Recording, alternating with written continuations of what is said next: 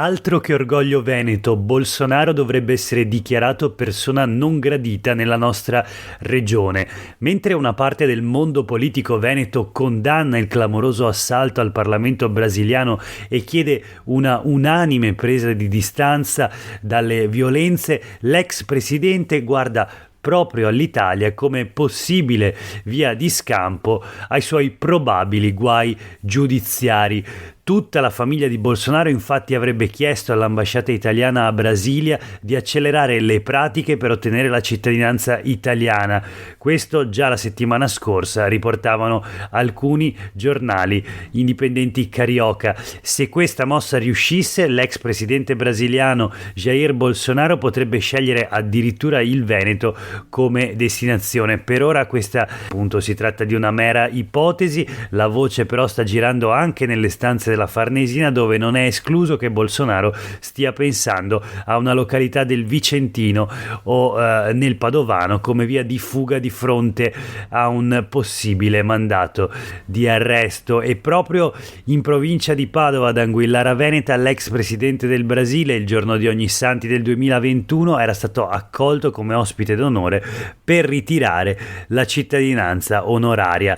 L'amministrazione comunale all'epoca aveva giustificato l'onorificenza come un omaggio all'intero Brasile e alle generazioni di emigranti veneti, ma ci furono numerose polemiche che infuriarono a lungo. Questo è Sveglia Veneto, il primo podcast dedicato all'informazione vista da Nord-Est. Oggi è martedì 10 gennaio 2023, io sono Jack Calcetto. La prima notizia del giorno riguarda il caos in Sud America con le violenze, l'assalto al Parlamento e alle sedi istituzionali democratiche del Brasile, appunto, da parte dei seguaci di Bolsonaro.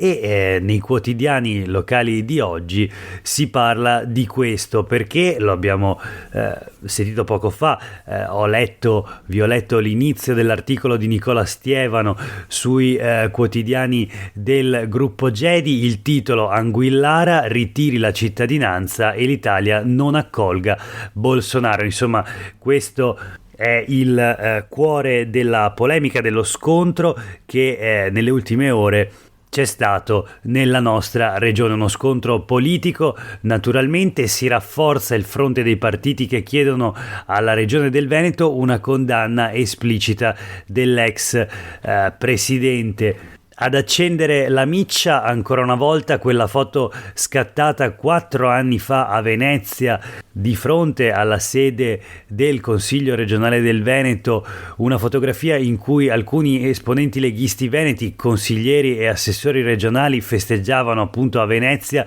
le elezioni di Bolsonaro, srotolando uno striscione con scritto Orgoglio Veneto, Bolsonaro presidente, la faccia di Jair Bolsonaro, appunto, la bandiera brasiliana e quella della regione del Veneto.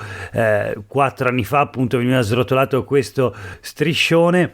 Oggi la richiesta da parte di praticamente tutte le forze politiche dell'opposizione, dal Partito Democratico a Europa Verde al Movimento 5 Stelle, che ha presentato una risoluzione in Consiglio regionale per chiedere al Veneto di condannare le violenze in Brasile, prendere le distanze dall'assalto appunto portato avanti dai seguaci di Bolsonaro e anche da quelle parole appunto che definivano Bolsonaro un orgoglio veneto.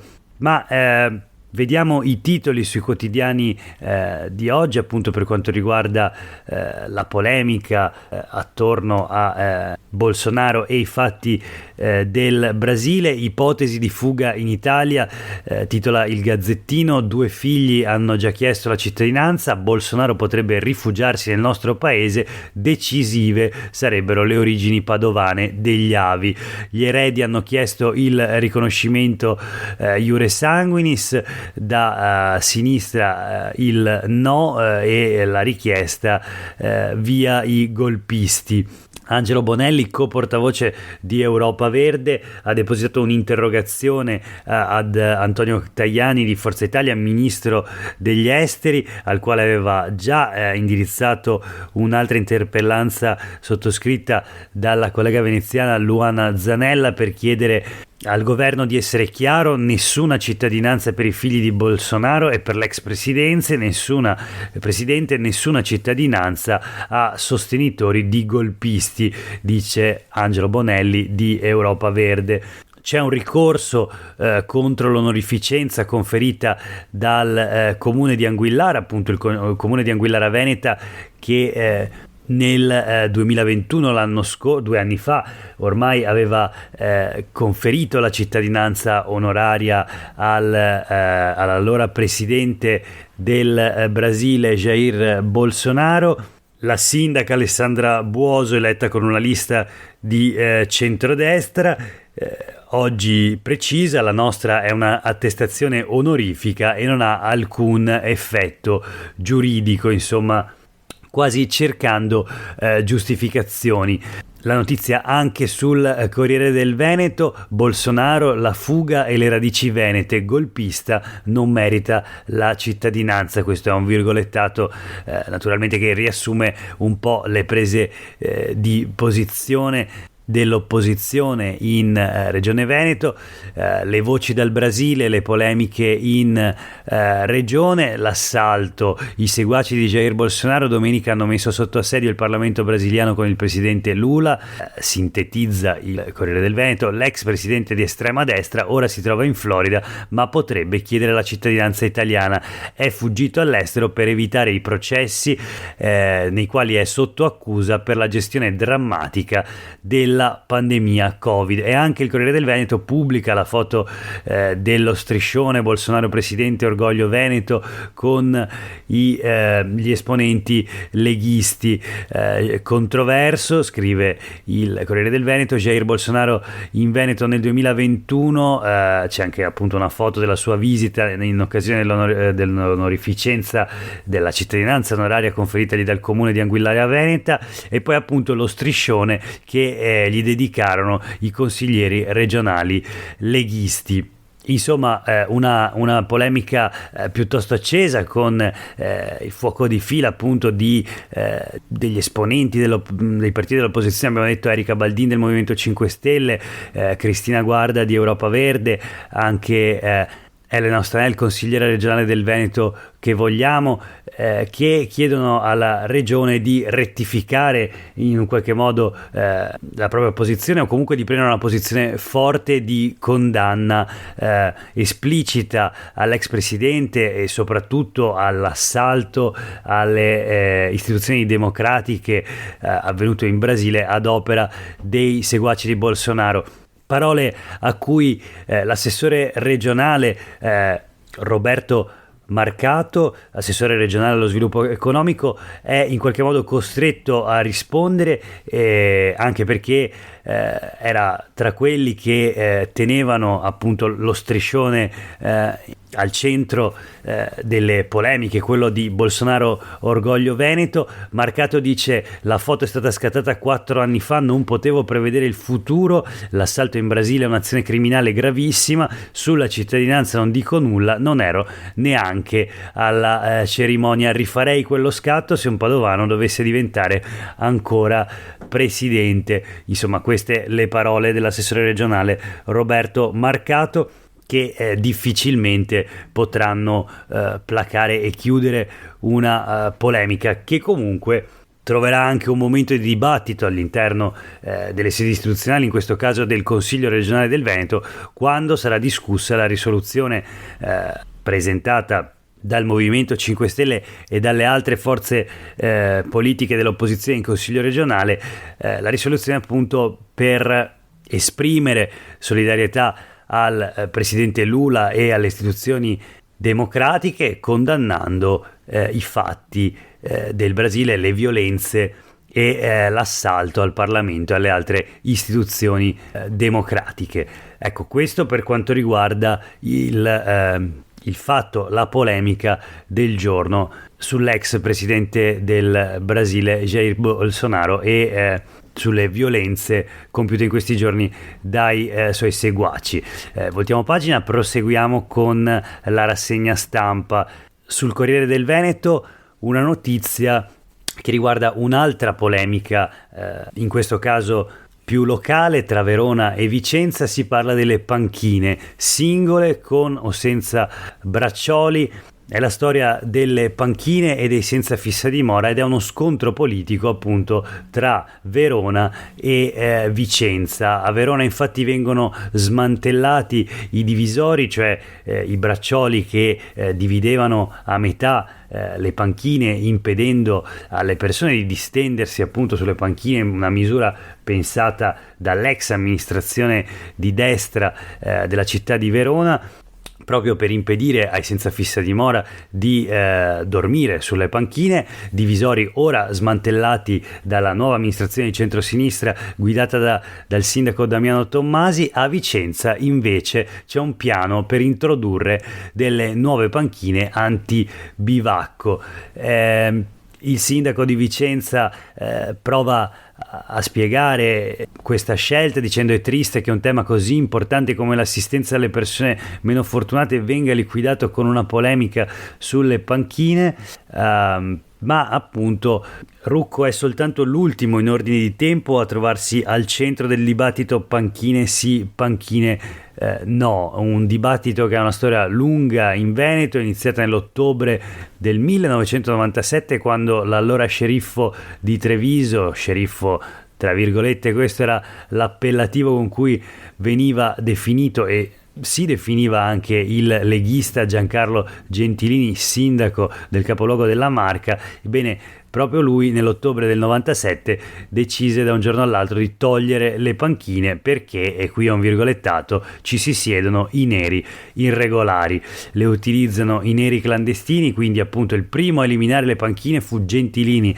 a Treviso. Oggi invece sempre in Veneto ci sono modelli e scuole di pensiero diverse. Secondo Damiano Tommasi, sindaco di Verona del centro-sinistra, non si devono combattere le persone più deboli. Rucco da Vicenza invece parla di una polemica strumentale, ma nel frattempo studia un piano per introdurre le panchine anti-bivacco. Ancora un'altra notizia, voltiamo pagina, siamo sui quotidiani del gruppo Gedi e vediamo i dati dell'osservatorio Hyperion dell'Università di Padova, uno studio interessante sul caro bollette, sull'aumento dei prezzi dell'energia e in particolare su cosa ne pensano i veneti. Ebbene, il titolo è molto chiaro: 7 veneti su 10 non hanno fiducia nella politica sul gas del governo.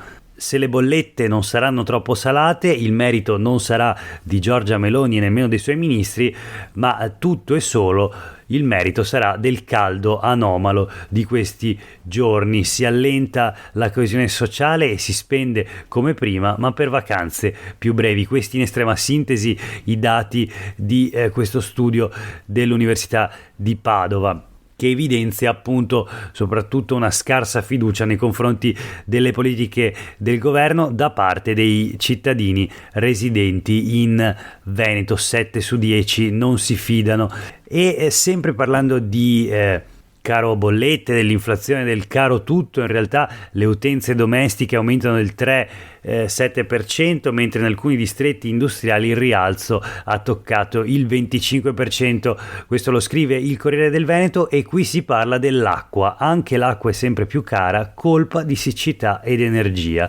Il ritocco alle tariffe è necessario anche per sostenere gli investimenti contro gli sprechi. E proprio su questo la media di perdite d'acqua lungo la rete del 40-50%. Il PNRR ha individuato fra i filoni di rilancio del paese proprio gli investimenti per l'efficientamento e quindi per tagliare le perdite d'acqua nella rete idrica.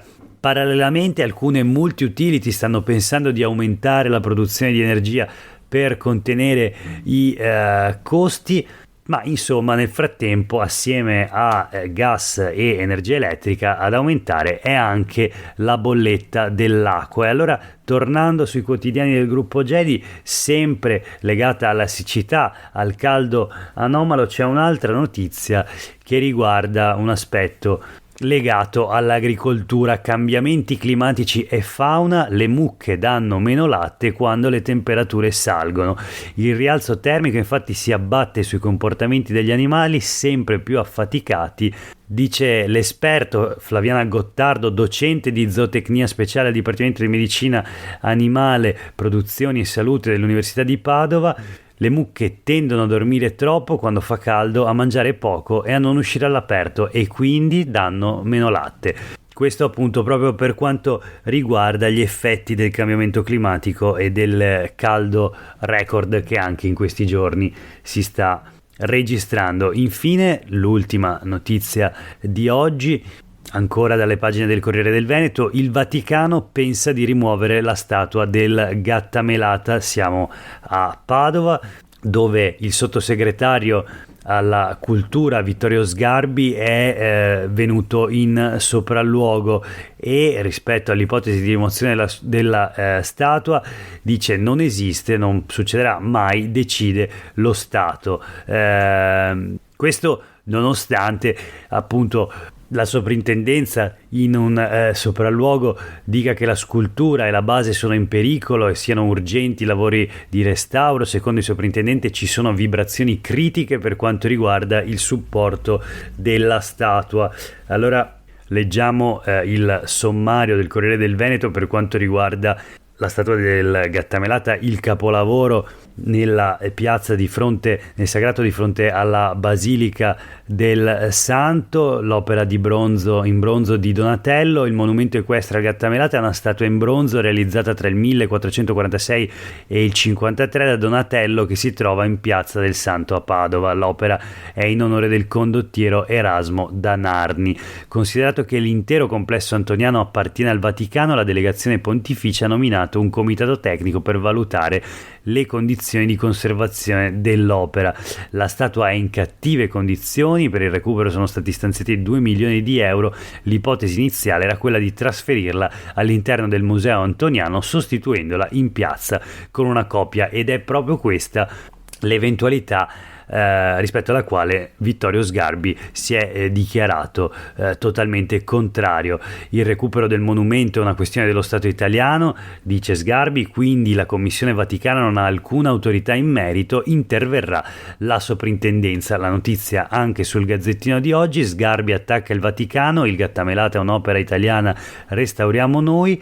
La delegazione pontificia ha ispezionato a Padova la statua davanti alla Basilica del Santo. Il sottosegretario Sgarbi l'ha definita questa una commissione di amici. Il cavallo di Donatello è corroso da intemperie e guano dei piccioni. Ieri il sopralluogo del comitato tecnico scientifico, il critico d'arte Sgarbi e soprattutto sottosegretario appunto alla cultura, dice: nessuno ha l'autorità per decidere cosa fare se non è nominato dallo Stato italiano, scelgo io gli esperti. Ecco, per oggi è davvero tutto, grazie per aver ascoltato questa puntata di Sveglia Veneto. A tutte e tutti voi una buona giornata.